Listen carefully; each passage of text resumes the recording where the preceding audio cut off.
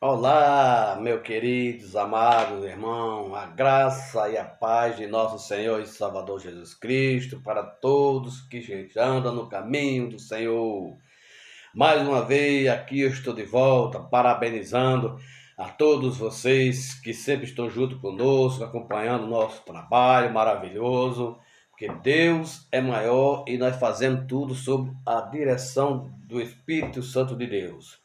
Quero mandar uma paz do Senhor abençoada para todos os meus queridos amados irmãos, para os que estão à distância, no Rio de Janeiro, São Paulo, enfim, todo lugar, todos aqui de Riachos das Almas, meus queridos amados irmãos. Quero mandar um abraço e uma paz do Senhor, com a graça de Deus, que eu tenho certeza que Deus vai derramar chuva de bênção sobre todos vocês, porque é pela graça que nós vivemos, amados e amadas de Cristo, com todas as sortes de bênçãos, abençoados e abençoadas. Mais uma vez nós estamos aqui para compartilhar mais uma palavra do Senhor com todos. E todos, irmão querido e amado, nós vamos compartilhar essa palavra. Primeiramente, eu continuo falando sobre, sempre alertando, que você sempre esteja com sua canetinha na mão e o seu papelzinho para você fazer as suas anotações, pelo qual os versículos que nós vamos citar aqui como referência. Louvado seja Deus. Eu quero começar primeiro a agradecer a Deus por tudo e por todo, fazendo aqui uma leitura aqui em Romanos, no capítulo 8, Romanos capítulo 8, do verso 1 em diante. Você vai acompanhar comigo essa leitura, mas antes eu quero lhe pedir um favor, quero lhe pedir uma colaboração. Não é dinheiro, não é simplesmente, não se paga nada, é simplesmente que você deixe o seu joinha no vídeo, você compartilhe, aperte o seu joinha e compartilhe esse vídeo com todos os irmãos queridos e amados. E em seguida ative o sino de notificação para que nós chegamos aos 1.000 inscritos. Quando a gente chegar aos 1.000 inscritos, se inscreva no canal. E quando nós chegar aos 1.000 inscritos, nós estamos fazendo uma transmissão ao vivo, diretamente ao vivo. Tá certo, meu querido? Eu conto com a colaboração de vocês para que o canal possa cada vez ficar melhor. Mas para isso nós precisamos de alcançar pelo menos 1.000 inscritos. Então eu conto com você, com os amados irmãos queridos e todos vocês. Vão se inscrevendo no canal, vão compartilhando e apertando o sino de notificação para todos os vídeos que foram publicados aqui você receber. E você também pode deixar o seu joinha, amém? Então acompanhe junto comigo a leitura da palavra do Senhor Jesus Cristo, pelo qual Ele deixou para nossa bem-estar, que está em Romanos, no capítulo 8, verso 1 em diante. Acompanhe comigo. Agora, pois, já nenhuma condenação há para os que estão em Cristo Jesus, porque a lei do Espírito da vida em Cristo Jesus te livrou da lei do pecado e da morte, porquanto o que for impossível à lei, no que estava enfermo pela carne, isto fez Deus enviado o seu próprio Filho, em semelhança de carne, pecaminosa e no tocante ao pecado, e com efeito condenou Deus a carne, o pecado, a fim de que o preceito da lei se cumprisse em nós, que não andamos segundo a carne, mas segundo o Espírito, porque o que se inclina para a carne, cogita para as coisas da carne, mas o que se inclina para o Espírito, das coisas do Espírito. Louvado seja Deus, do Espírito. Então, só até aqui, ele diz mais, porque o penhor da carne dá para a carne, dá para a morte, mas o penhor do Espírito é vida e paz. Louvado seja Deus. Queridos amados, aqui nós estamos se referindo a algumas passagens bíblicas que nos falam e nos ajuda muito a gente entender, porque nenhuma condenação, porque nenhuma condenação, o pendor do Espírito, para o pendor do Espírito, quem está no Espírito, então não há condenação e morte, mas o pendor da carne, há condenação e a morte. Mas eu começo perguntando para você como é que Deus se agrada dessas coisas, de mim e de você. Por quê? 4 coisas que os filhos de Deus não conhecem mais nenhuma condenação, como está lá em Romanos, no verso 1 da Eterna. Nenhuma acusação, Romanos 33. Nenhuma separação, Romanos 35 a 39. Nenhuma intimidação, Romanos 8, 37. Então, isso são os filhos de Deus, para que nós andamos em justiça, em sinceridade, em bondade, para que nós venhamos ter uma vida de paz consagrada perante Deus, e assim, como diz a palavra do Senhor, porque nós vivíamos em escravidão, porque nós não conhecíamos nada. Mas através daquele momento que nós passamos a conhecer a graça de Deus, o evangelho da graça, aí sim nós somos outras pessoas. Querido, muito bem, eu quero que você preste bem atenção neste texto, com a qual alguns versículos nós vamos citar, para que nós possamos ter o conhecimento da palavra de Deus. O que nós temos?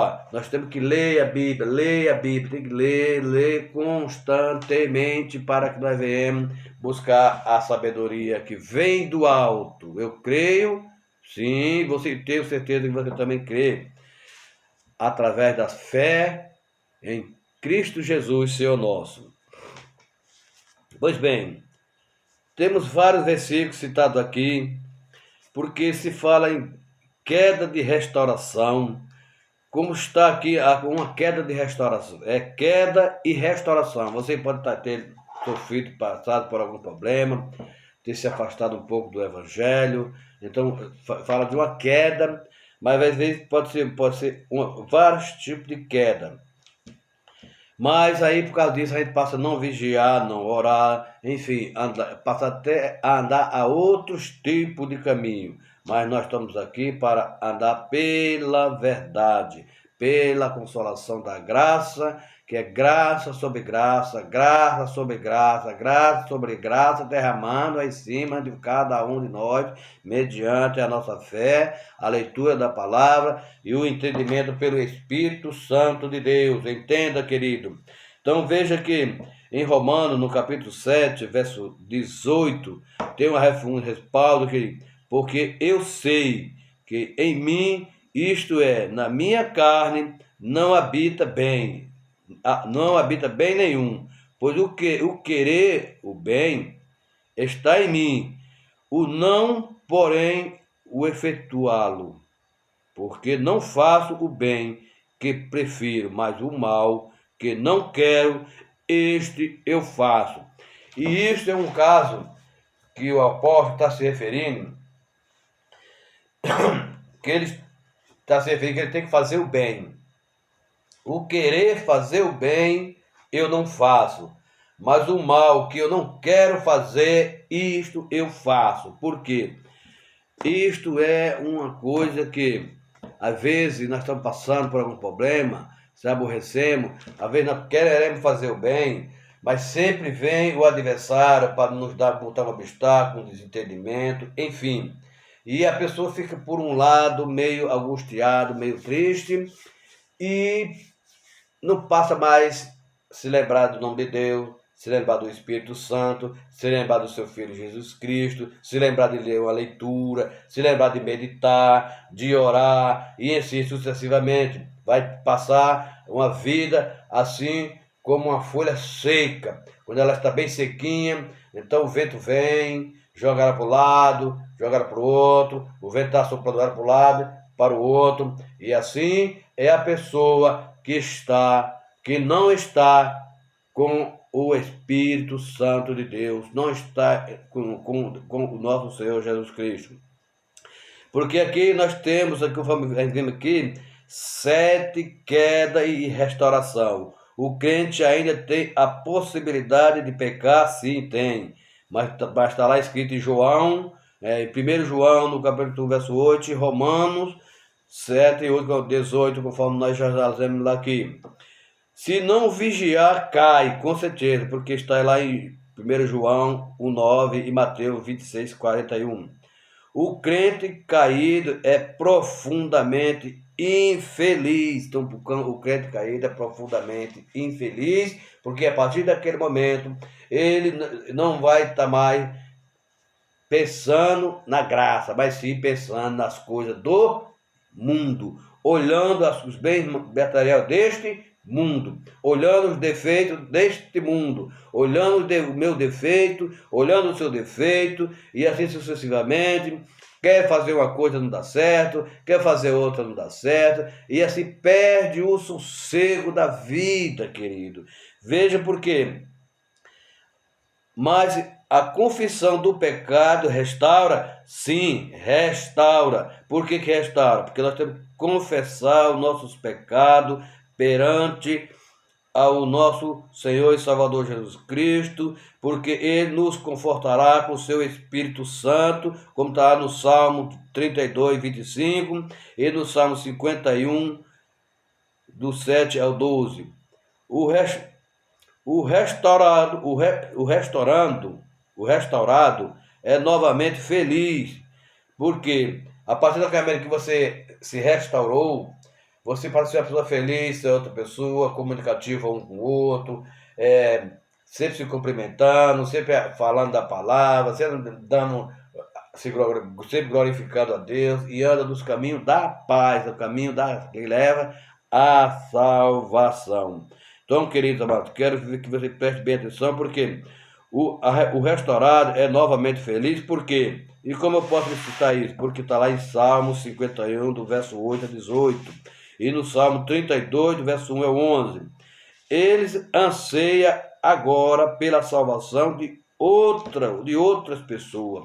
A partir daquele momento que você é restaurado, você anseia que o seu próximo seja também restaurado. Você fica ansioso, querendo, pregando a palavra de Deus, dando ensinamento, tratando ele bem, e assim sucessivamente, procurando levar uma palavra de amor, de carinho, de conforto, de libertação. Aí você passa a ter uma vida de amor com o próximo, para que aí você fica ansioso para ver para ver outra pessoa ser salvo. Por que eu estou dizendo isso? Porque está lá no Salmo 51, verso 12 e 13, e 1 Timóteo, capítulo 1, verso 16.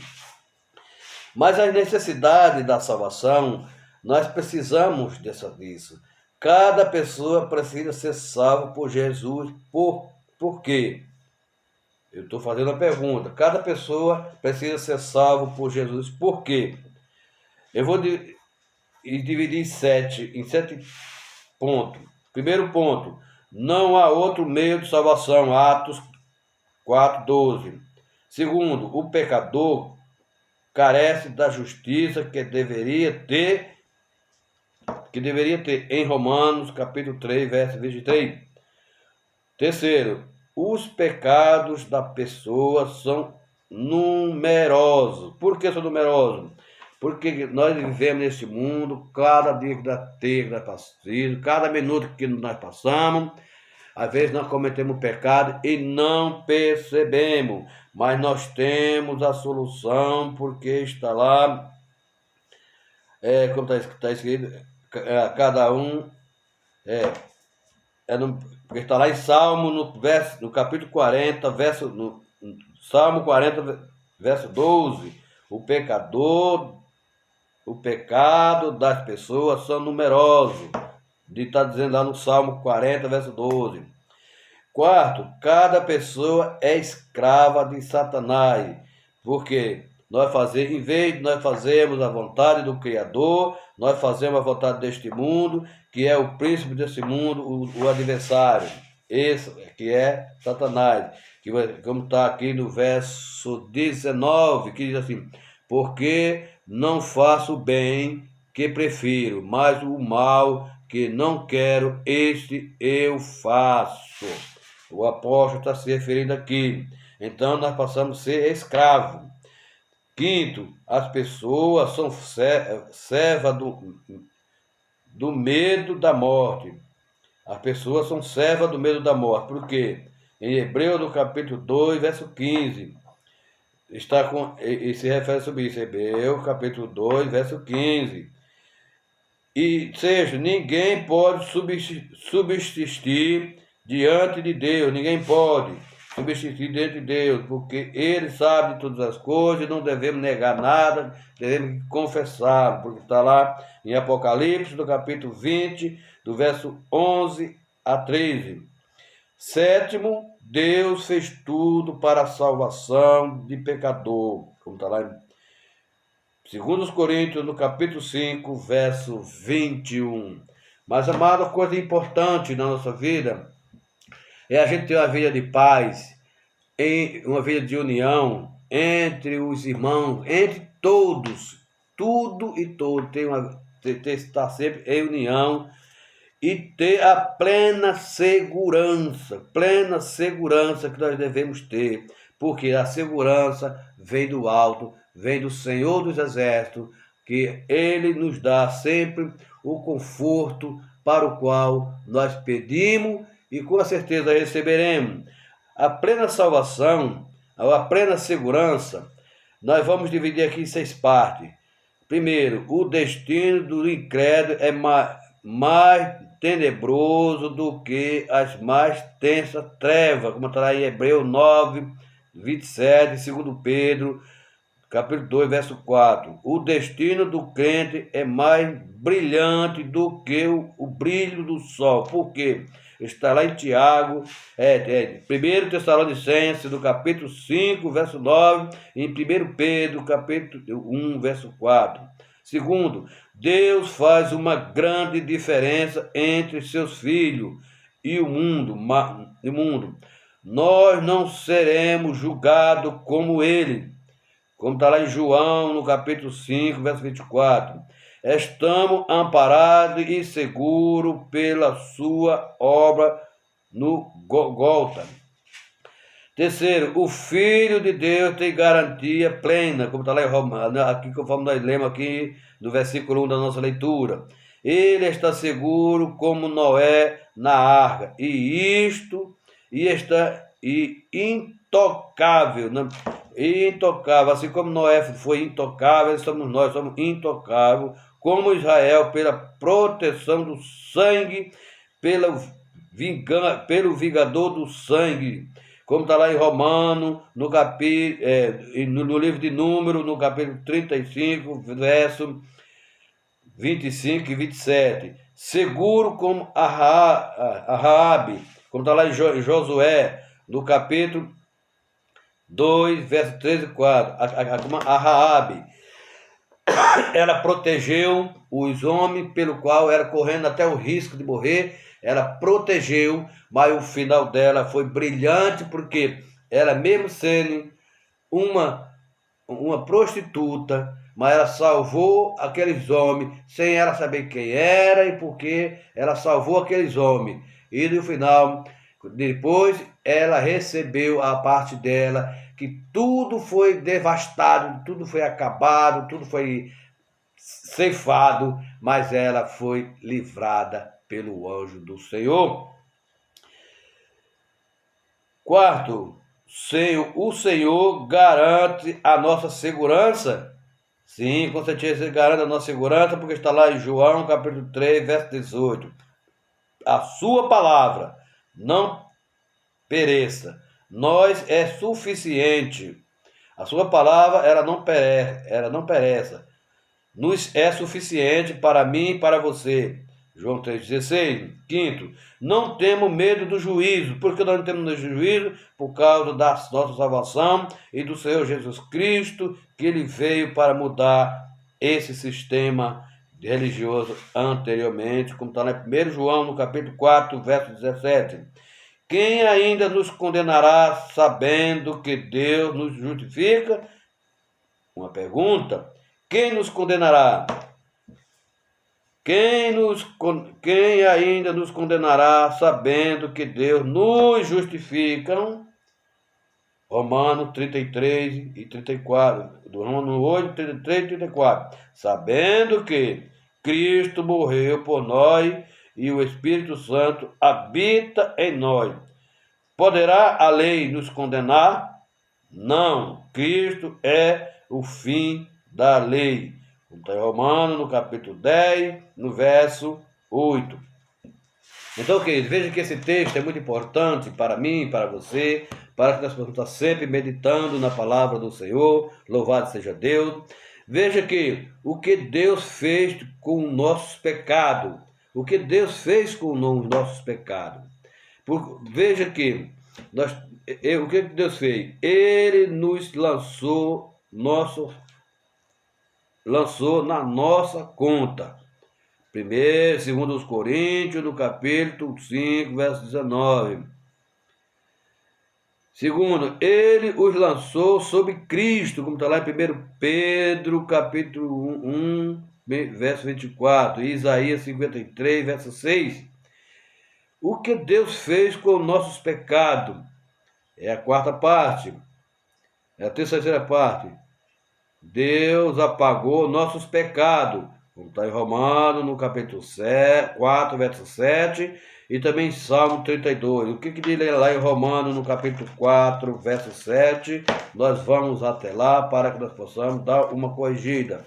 Que ele diz assim: bem-aventurado aquele cuja iniquidades são perdoadas e cujos pecados são cobertos. Bem-aventurado o homem a quem o Senhor jamais imputará pecado. Então veja que coisa maravilhosa que a Bíblia nos tem aqui escrito, através da sua fé, preparado para mim e para você, para que nós venhamos alcançar todos os nossos objetivos perante a graça. A graça. Quarto, ele os afastou para longe de nós. Ele afastou para longe de nós as coisas que não agradam a ele, as coisas que é errôneas que a gente faz. Então ele afastou. Por quê? Por que ele afastou? Louvado seja Deus. Porque está isso lá no livro de Salmo, no capítulo Salmo 103, verso 2. Ele afastou para longe de nós. Quinto, ele nos lançou para trás de si. Então, ele nos lançou para trás de si, para que ele seja um paredão para nos proteger. Um paredão, ele lançou para trás dele. Ele lançou para trás de si, mas os nossos pecados ficou para trás. E não continua adiante, ficou para trás, nós temos que seguir em frente, longe da abstinência tenebrosa. Por quê? Porque está lá em Isaías 38, verso 17.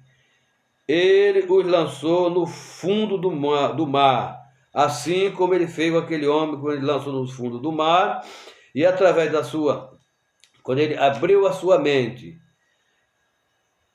para entender que só Deus nos poderia nos livrar, então ele os lançou no profundo mar, todos os nossos pecados, para ficar no mar do esquecimento, como está lá em Malaquias, capítulo 7, verso 19. Ele os apagou completamente, Isaías 41, verso 25. Ele não se lembra mais de nossos pecados, Hebreus 8, verso 12. Eu vou mandar uma chegadinha até lá no verso 12. Aqui não, aqui é Hebreus. Hebreus.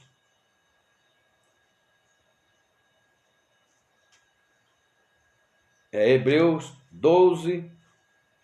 Hebreus 8, verso 12. Por isso, não há mais condenação para nós, como está no Romano, no versículo 1, não há mais condenação, que ele diz aqui, agora, pois, já nenhuma condenação há para os que estão em Cristo Jesus. Agora, nenhuma condenação há.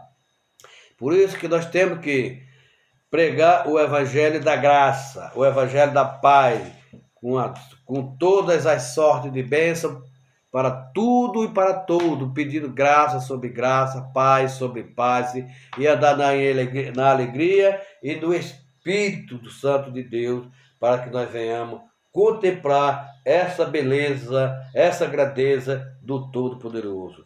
Mas, amado, ainda com referência ao versículo 1 da nossa leitura, nós temos aqui coisas que Deus não pode fazer. O que Deus não pode fazer? Vamos dividir em 7 partes. Primeiro, Deus não pode mentir. Primeiro é Tito, capítulo 1, verso 2. Segundo, Deus não pode negar a si mesmo. Segundo Timóteo, no capítulo 2, verso 3. Deus não pode abandonar os seus, como está lá em Hebreus, no capítulo 13, verso 5. Quarto, Deus não pode deixar de ouvir nossa oração. Ele não pode deixar de ouvir nossa oração. Porque está lá no Salmo 66, verso 19 e João 16, verso 23. Quinto, Deus não pode deixar entrar no reino quem não nasceu de novo. Como está lá em João, no capítulo 3, do verso 1 a 7. Tem que nascer de novo. Tem que nascer de novo. Porque tem que deixar o velho homem para ser uma nova criatura. Isso é nascer de novo. Tem que esquecer das coisas passadas, das coisas que você já praticou, das coisas ruins que nós fizemos. Esquecer tudo isso, ficar para trás. E mediante o novo nascimento, que é a comunhão que nós vamos ter a partir de agora com Ele, mediante a fé, e crer que só Ele há o direito da salvação, só Ele que nos liberta de todas as coisas más. Então nós passamos a ser um novo nascimento, é uma nova criatura. Quando se fala uma nova criatura, é um novo nascimento espiritual, porque a partir daquele momento o Espírito Santo está com você, lhe revestido com todos os poderes e com toda essa armadura de inflamável, para no que nada nos venha nos atingir. Louvado seja Deus. Sexto, Deus não pode salvar a si mesmo, porque Ele já é Deus e ninguém, não há outro além de não ser Ele. Porque, como está lá em Mateus 27, 42, Deus é Deus e não há outro. E por fim, sétimo, Deus não pode condenar quem está em Cristo, como está aqui da nossa leitura, como está aqui Romano. Nenhuma condenação há para quem está em Cristo Jesus, nenhuma condenação há. Louvado seja Deus. Mas nós temos uma coisa muito importante para mim e para você, porque o Espírito Santo atua. Em quem ele atua? Derramando o amor de Cristo no coração. Romanos capítulo 5, verso 5. Romanos capítulo 5, verso 5. O que diz aqui? Vamos dar uma conferida lá. Romanos capítulo 5, verso 5. Louvado seja Deus. Ora, a esperança não confunde, porque o amor de Deus é derramado em nossos corações pelo Espírito Santo que nos foi outorgado. Glorificado o nome do Santo Senhor. O Espírito Santo atua ensinando a andar no Espírito, como está aqui da nossa leitura, Romanos no capítulo 8, verso 4, o verso 5, que diz: a fim de que o preceito da lei se cumprisse em nós, que não andamos segundo a carne, mas segundo o Espírito. Porque o que se inclina para a carne, cogita para as coisas da carne, mas o que se inclina para o Espírito, das coisas do Espírito. Então veja que está bem claramente explicando aí. Querido, veja que o Espírito Santo atua fortalecendo o crente para o ministério. Mas qual é o ministério?